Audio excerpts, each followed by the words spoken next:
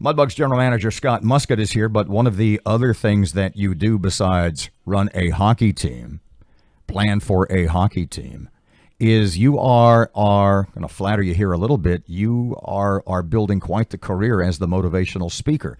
I know, and this is legit, I tell people this and they go, what? I go, yeah, the Nashville Predators NHL Major League team flies this guy in a couple of times a month to talk to the team. He's that good.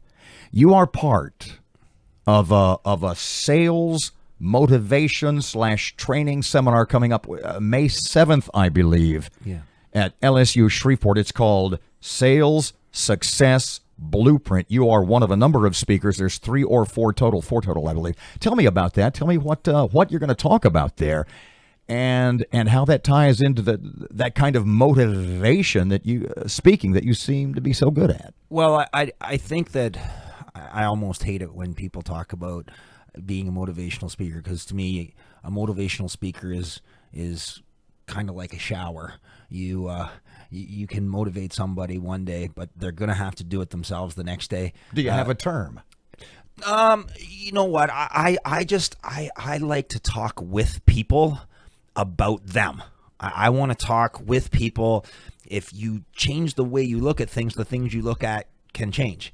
If you don't change the way you look at things, the things you look at don't change. So I like to go in and talk with people and teach them how to look at themselves and look at their lives, so the things that they look at can change, right? And if you don't have a passion for waking up in the morning, there's a crazy stat out there.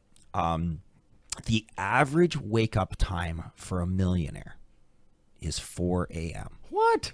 The average wake up time for a millionaire is 4 a.m. Right. I believe that that's because when you're that excited to live, you can't sleep. I believe that. And I think that, I'm not saying that everybody who attacks their life with passion and vigor is a millionaire, but I am going to say that everyone who attacks their life with passion and vigor is pretty damn happy. It doesn't matter about the money. You're either happy because you got $1 million, or you're happy because you're living the life you want. I've said to my own detriment, and this goes back to a number of on-air conversations, I've said 1,000,000 times about me, odd I use that term, million.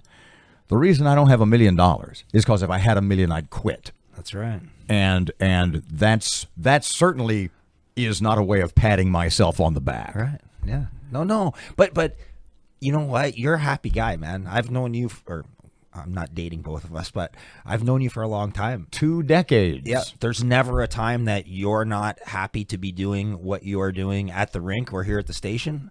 And I feel the same way. So how do you relate this passion? And we'll post this on the website, keelnews.com later. It's May 7th at LSU. We'll give you guys the number in a second if you want to know more. To motivate that, I'm sorry, didn't mean that word. What do you say to people who are in the sales business, whatever line of sales it may be, that gives them the passion that you just referred to? It's just like everything. A sale is understanding you, understanding what it is that you're trying to. What's the old saying? To sell John Smith what John Smith buys, you must understand what John Smith loves, or something like that. To sell John Smith what John Smith wants. I look at things and say, if you're going to sell anything, you got to learn that it is about you. If you're going to be the salesperson, you've got to attack your day in a way that you recognize you love being there. You love waking up every day, because if you don't, there's nothing to sell. If you can't sell you can't sell.